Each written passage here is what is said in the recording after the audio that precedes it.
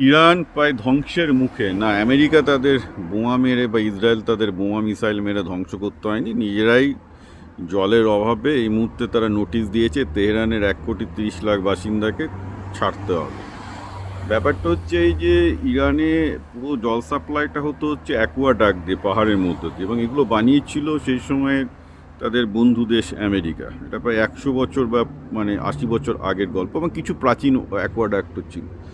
কিন্তু যেটা হয়েছে আপনারা জানেন, ইরানে ইসলামিক রিভলিউশনের পরে তারা ইসলামিক বিপ্লব করতে গিয়ে এবং সারা জায়গায় রাজনীতি এবং টেরর এক্সপার্ট করতে গিয়ে দেশের ইনফ্রাস্ট্রাকচার, দেশের জলের সমস্যা, দেশের সমস্যাগুলো নিয়ে কোনো মনোযোগ দেয়নি। ফলে আজকে তেহরানে কোনো ইলেকট্রিসিটি নেই, কারণ ওদের ম্যাক্সিমাম প্ল্যান্ট হচ্ছে হাইড্রো ইলেকট্রিক প্ল্যান্ট, সেখানে জল নেই। অ্যাকোয়াডাক্টগুলো শেষ হওয়ার জন্য কেউ জল সাপ্লাই পাচ্ছে না, লোকে বিদ্রোহ করারও সুযোগ পাচ্ছে না, কারণ ইন্টারনেট ডাউন।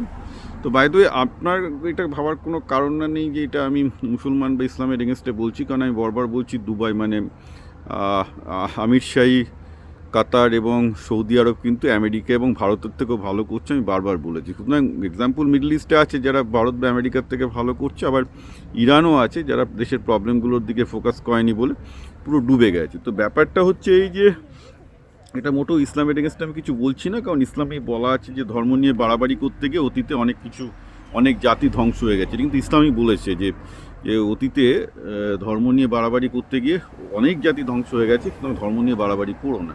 ইরান কিন্তু এক্স্যাক্টলি এটাই করেছে, তারা ধর্ম আর রাজনীতি নিয়ে এমন বাড়াবাড়ি শুরু করেছে যে তাদের দেশের যে সোলার পোটেনশিয়াল ছিল, তাদের দেশের যে জলের প্রবলেম ছিল, সেগুলো সলভ করেনি।